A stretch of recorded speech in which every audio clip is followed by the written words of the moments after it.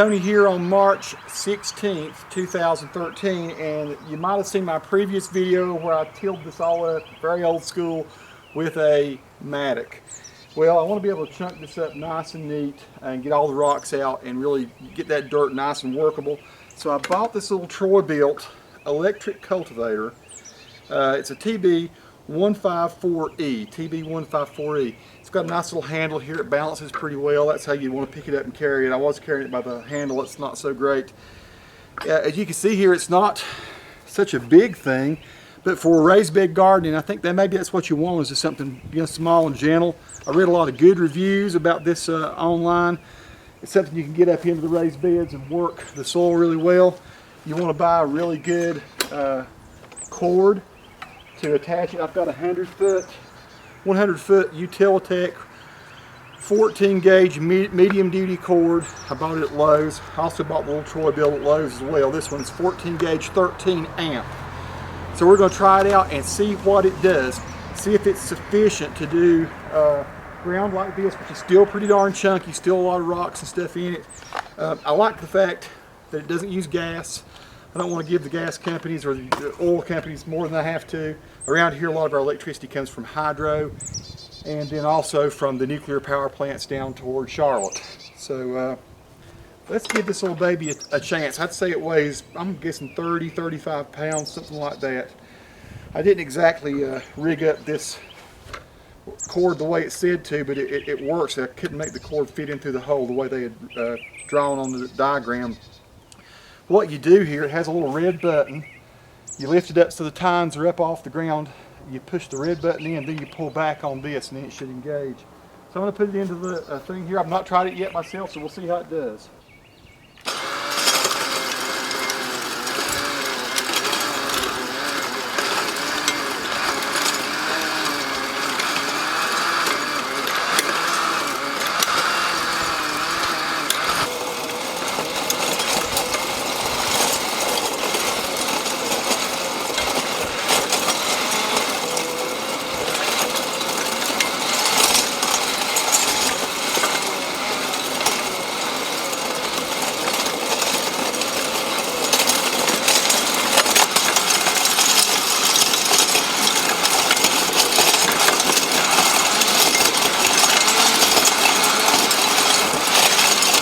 So how's it doing? Pretty darn great, I'll be honest with you. Now I can see the rocks. I can make out the rocks from the clods. It's busting up all the clods, and I'm finding the rocks and checking them out of the way. Okay, so what would I say initially about it? Well, it's kind of like having a little bad butt gopher with you.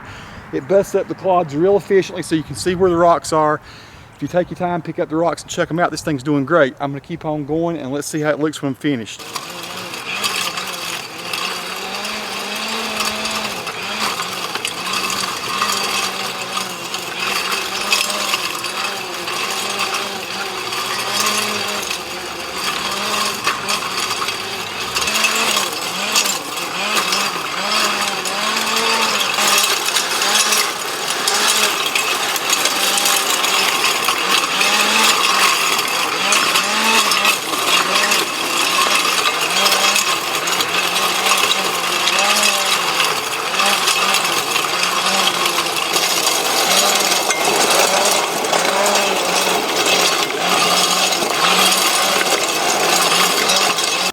I think it kicks butt. I'll be honest with you, it did everything I wanted it to do.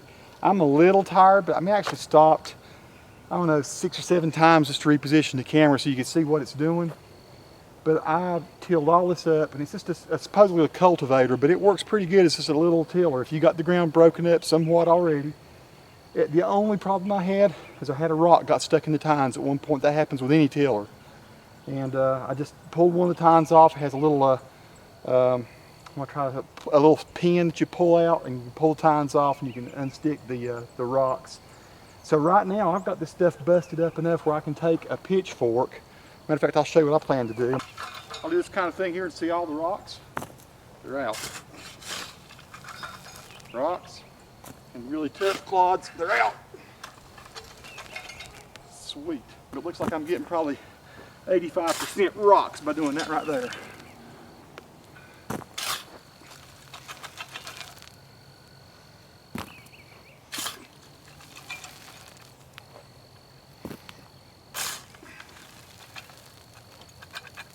So we're starting to get a little dark here on a Saturday evening where I've been working. But that is a monster little electric cultivator, the Troy-Bilt TB154E. You can get it at Lowe's for under 200 bucks. And once again, I've not gone with my pitchfork through this soil yet, so you can see a lot of rocks. But before, it was a lot of massive clods, and I mean, it just ripped through them, absolutely ripped through them. I guess if I hadn't been changing camera positions, I would have spent about 35 or 40 minutes.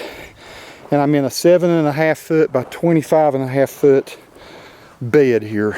And as you can see, that's great. What I'm going to do is get all as many rocks as I can out of that, leave as much native soil as I can, and then I'm going to take all this topsoil, which I've purchased, which comes from some lowlands near a river, sort of floodplain type stuff. It's very fertile, and this is actually kind of good loamy soil. Put it in there. There's very few rocks in it. I bought this last year.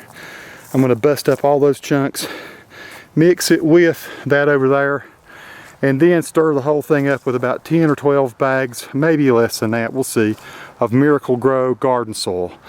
And that's kind of what I did with this last year. That's what you're seeing here, is a mixture of native soil, that loamy soil that I bought, and Nikki's got some flowers growing it this year. We grew a whole bunch of excellent sweet potatoes over here last year, and squash, and kale, and collards. And it's also what I did over here. And so we grew everything. There's all the rocks and really tough clods I was throwing out with my pitchfork a while ago. So there you go. I would highly recommend this. It's quiet. It's not going to bother the neighbors. It's not hard to handle. You can pick it up, move it. You can hang it on your wall in your garage. And you can, like I say, rip through some soil. Happy gardening.